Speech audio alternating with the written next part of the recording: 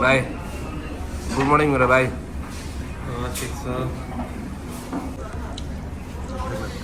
यो चाहिँ आलु पराठा अनि खाइसकेर मुगुलले बनाउनु जुलाफी होइन, जुलाफी दही अचार। हेलो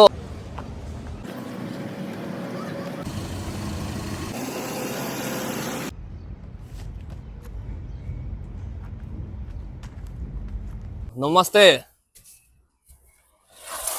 सो मैं आज जा रहा हूँ दानुप में मेट्रो स्टैंड। सो अभी मैं किधर जा रहा हूँ, कहाँ पर जा रहा हूँ, आप लोग बनी रहिए, देखते रहिए, ठीक है ना।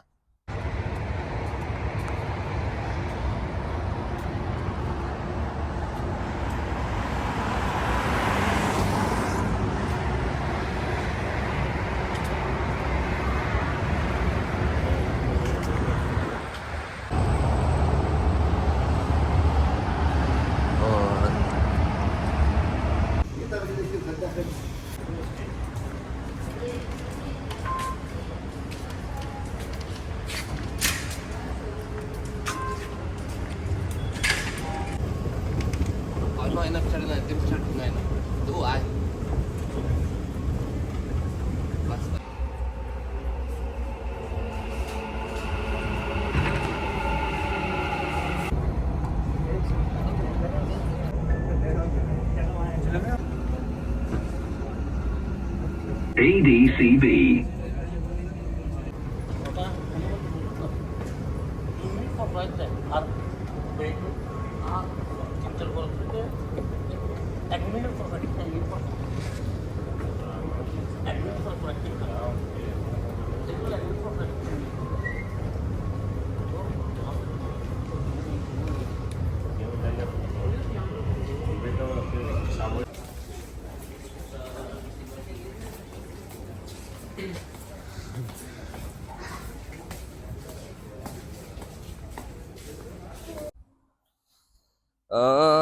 के भन्ने भने गाइस, मैले सोचेको थिएँ एउटा हिन्दीमा भिडियो बनाउँछु, भ्लग बनाउँछु, धेरै दिनसम्म भ्लग बनाएको, अनि त्यसपछि हाल्छु। नेपाली त मेरो साथीभाइले त हेर्छन्, इष्टमित्रले हेर्छन्, ठिकै छ। मेरो बाहिरको मान्छेहरूले पनि मेरो भिडियो हेरोस् भनेर म गएको थिएँ। तर जाने चाहिँ म भ्लग बनाउनुको लागि गएको थिइनँ क्या, जाने चाहिँ म उता गर्नको लागि गएको थिएँ, कामको लागि। मेन पावर एउटा कन्सल्टेन्सी एउटा एजेन्टले मलाई बोलाएको थियो, काम खोजिदिन्छौँ हामी फ्रीमा, तपाईँले 1 रुपियाँ पे गर्नु पर्दैन भनेर मलाई बोलाइएको थियो। र आज म आज गएको थिएँ त्यहाँ ठाउँमा। अब व्यक्तिगत नाम नभनौँ, कुरा नगरौँ होइन। अनि त्यहाँनिर चाहिँ के भयो भने मलाई क्वेसनहरू गऱ्यो 2-3वटा। अनि ठिकै छ, तपाईँलाई चाहिँ म कामसाम खोजिदिन्छु, तपाईँ केमा काम गर्नु रुचाउनुहुन्छ, हाउसकिपिङ, चक्लेट प्याकिङ भन्ने कुरा भयो, कन्स्ट्रक्सन भन्ने कुरा भयो। अनि त्यहाँ चाहिँ मलाई के भन्यो भने, फाइनल कुरामा जाउँ, धेरै नलम्बाउँ कुरा मलाई के भन्यो भने 1200 समथिङ, तपाईँलाई 1200, 1300, 1400, 1500 दिन्छौँ हामी भन्ने कुरा भयो। अनि तर तपाईँले खाना चाहिँ खानुपर्छ है भन्ने कुरा भयो। अनि मैले सोचेँ 1200 मैले खाना खाएर 1300 बचायो भने पनि मैले अब 200को लागि 150को लागि कम्पनी चेन्ज गर्ने। मैले कम्पनी चेन्ज गरेँ भने अप टु फ्युचरको लागि म चेन्ज गर्छु नि। बिरालोले बच्चा सारेको जस्तै यताउति घरि यो कम्पनीमा 50 रुपियाँ सेलेरी धेरै दियो भने सर्ने, उता कम्पनीमा 100 रुपियाँ सेलेरी धेरै दियो भने सेटिस्फाई होस् न। मैले अब चेन्ज गरिहाल्यो भने चाहिँ त्यो अप टु माई फ्युचर होस् न।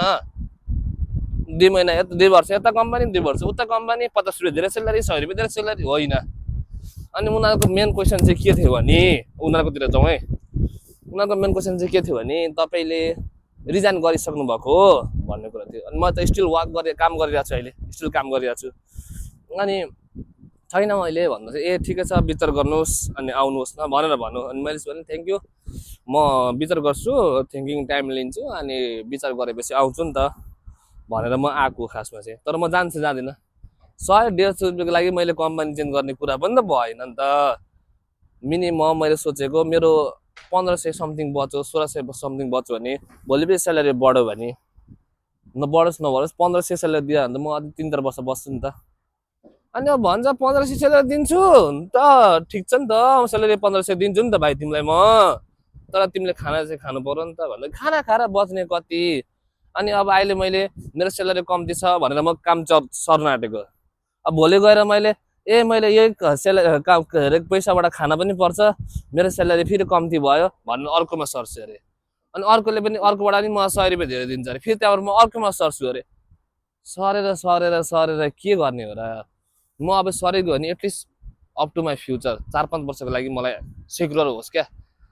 2 वर्षमा कम्पनी खोज्दै मान्छेलाई ढोक्दै मलाई काम खोजिदिनु भन्दै, बरु त्योभन्दा बेटर तपाईँले रिजन हालेपछि दुबईमा काम खोज्ने होइन। रिजन भन्दा अगाडि तपाईँले काम गर्दा गर्दै काम खोज्ने, काम पायो भने गर्ने। रिजन हालेपछि थपक्क बस्ने, ड्युटी जाने, 4-5 दिन कतिको छुट्टी दिन्छ त्यतिखेर यस्तो गरेर सुत्ने, थपक्क पेरेन्ट पक्रिने, घर जाने, घरमा यसो रिल्याक्स गर्ने होइन, रिल्याक्स गर्ने। त्यसपछि दलालीलाई भेट्ने, दलालीलाई भेटेर 2-3 लाख रुपियाँ त्यसलाई दिने, अनि राम्रो सेलरीमा राम्रो कम्पनीमा बुझेर जानेर आउने। त्यो मलाई मेन लास्ट क्वेसनै भयो चित्त नबुझेको क्वेसन के भने तपाईँले रिजन हान्नु भएको छ भन्ने क्वेसन मलाई चित्त नबुझेको।